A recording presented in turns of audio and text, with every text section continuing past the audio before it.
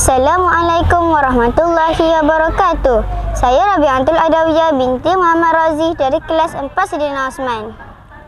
Dan saya Putri Naisha Syairah binti Muhammad Anwar dari kelas 4 Saidina Osman.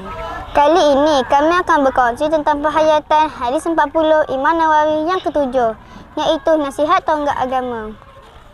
An Abi Ruqayyah Tamim bin Ausin dari radhiyallahu anhu anna Nabi sallallahu alaihi wasallam qala ad-dinu nasihat. Qulna liman?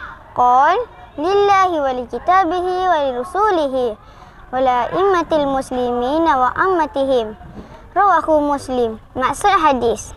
Terjemahan daripada Sayyidina Abu Ruqayyah Tamim bin Aus al-Dari radhiyallahu anhu bahawa Rasulullah sallallahu alaihi wasallam bersabda, agama itu nasihat, tulus dan setia menunaikan tanggungjawab.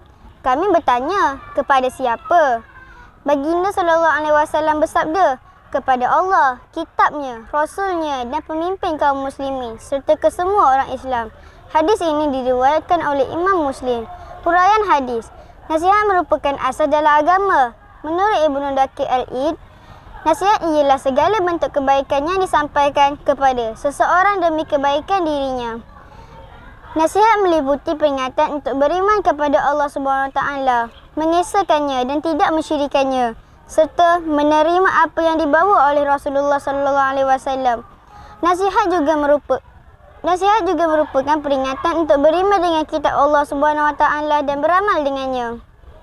Penghayatan hadis, murid perlu mengamalkan budaya nasihat menasihati.